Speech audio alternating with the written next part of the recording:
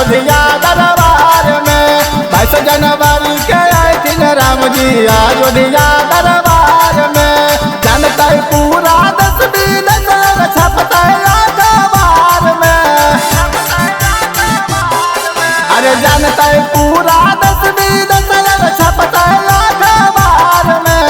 22 जनवरी के आए राम जी अयोध्या दरबार में।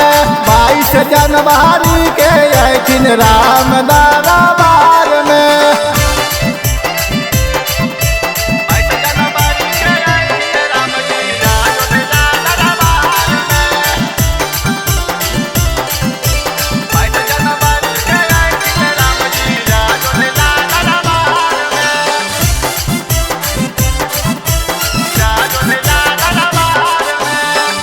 कमी नहीं होवे देवे राम के स्वागत में। वीर बजरंग बाली रातिन उनकर लावत में।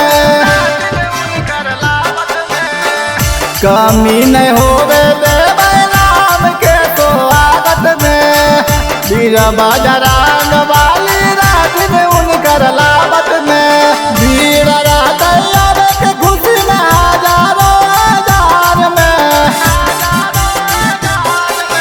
भीड़ रहता के खुशी में हजारों हजार में। 22 जनवरी के आए राम जी अयोध्या दरबार में। 22 जनवरी के आए राम जी अयोध्या दरबार में।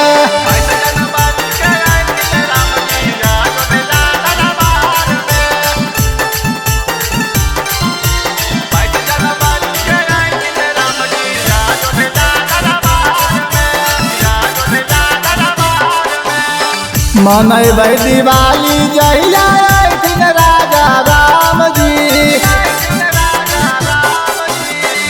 खुशी से नचते पूरा शहर और गाँव जी।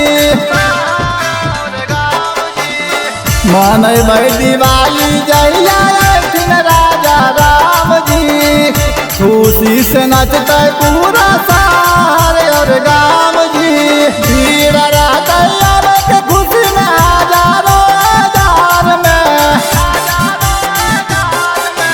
भीड़ रहता के खुशी में हजारों हजार में। 22 जनवरी के आए राम जी अयोध्या दरबार में।